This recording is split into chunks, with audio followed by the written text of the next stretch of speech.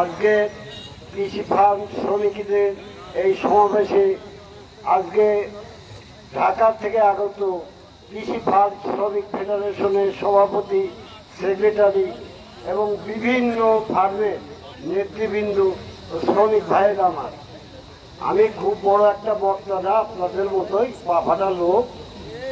তো আপনাদের সঙ্গে দীর্ঘদিন আছি, এখনো আছি, আগামীতে থাকবো। এই যে বিগত দিন 17-র আইন আর 25-এর আইন, তো সেই 5 তারিখে সেই জুলাই আগস্টের না কিসের একটা স্বাধীন বাংলা বলি সবাই বলে না, তো সবাই বাংলাদেশ স্বাধীন পেয়েছে। আর আমাদের এই শ্রমিক ভাইরা সে বাংলাদেশে এখন বাস করছে না। 25-এর আইন চালু করে কি করেছে বলে আমরা 700 টাকা বেতন দেবো, কিন্তু কাজ করাবো 22 দিন। আগে আর 8 দিন বলে তোমার বউকে নাই, তোমার ছেলেকে নাই, মেয়েকে একটা অ্যাকাউন্ট করবো, ওই বাকি 8 দিনের হাজিরা দেবো আমরা। আরে কাজ করবো আমরা 30 দিন, আর আমার ছেলেকে বেতন দেবে, ছেলে কি ভাবে যায়?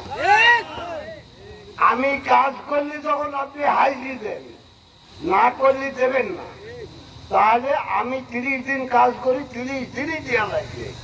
আর যদি আপনি 22 দিনের হাজিরা দেন, ওই কৃষি ফার্মে 8 দিন আমরা কাজ করব না। আপনারা কি একমত? এই 8 দিন কিভাবে খাওয়া চলে আমরা সবাই একটু দেখি। আমার বাংলাদেশের উপদেষ্টা ভাইরাও একটু দেখুক এই 8 দিন কিভাবে ধানে পানি দেয়, কে ডিপ চালায়, কে গম পাহারা দেয়, এইগুলো আমাদের দেখার বিষয়। আপনারা সংঘবদ্ধ হন, ঐক্যবদ্ধ হন, আগামীতে 22 দিনের হাজিরা নেবেন না। আন্দোলন করছেন, করবেন এবং আপনারা জয়যুক্ত হবেন। আজকে 500 টাকা হাজিরা থেকে ফেডারেশনের আন্দোলনের মাধ্যমে শ্রমিক ফেডারেশনের নেতারা ডাক দেয়, আমরা সবাই উদ্যোগ নিই, আমরা আন্দোলনে শরিক হই। আমাদের হাজিরা হয়েছে 700 টাকা। সেই 700 টাকা কিন্তু আমাদের এখনো হালাল করার সুযোগ নাই। এই সাহেবরা দেখেন, ইনারা এসি রুমে বসে থাকেন, এসি গাড়িতে চড়ে, এরা প্রতি শুক্রবারে শনিবারে ছুটি পান। ওনারা কি বেতন 1 টাকা কম নেয়? বোনাস 1 টাকা কম নেয়? নাই না। তাহলে আমি 30 দিন কাজ করি, আমি কেন বোনাস পাবো না? আমি কেন 30 দিনের হাজিরা পাবো না?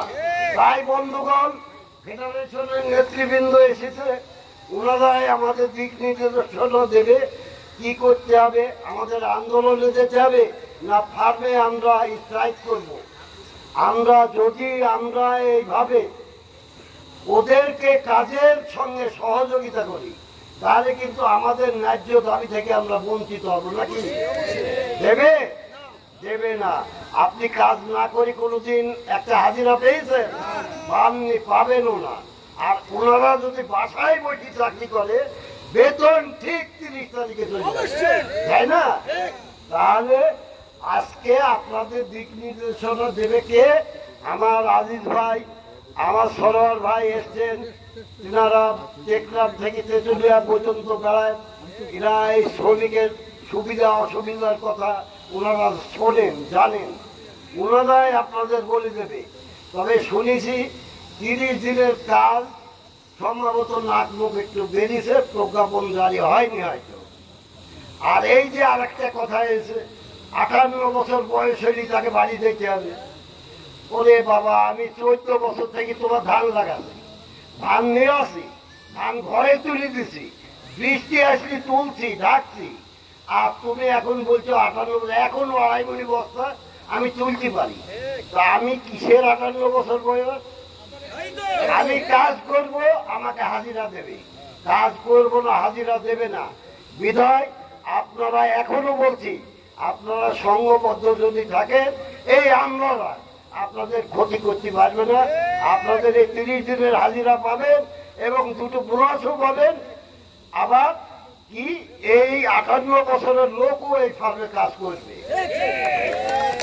আমি আর বেশি কিছু বলতে চাইনি, কেন্দ্রীয় নেতারা আছে, ওনারাই ভালোভাবে আপনাদের সব বোঝাবে। আর সময় সংকীর্ণ, এই কথা বলে আমি আপনাদের সুস্বাস্থ্য কামনা করি।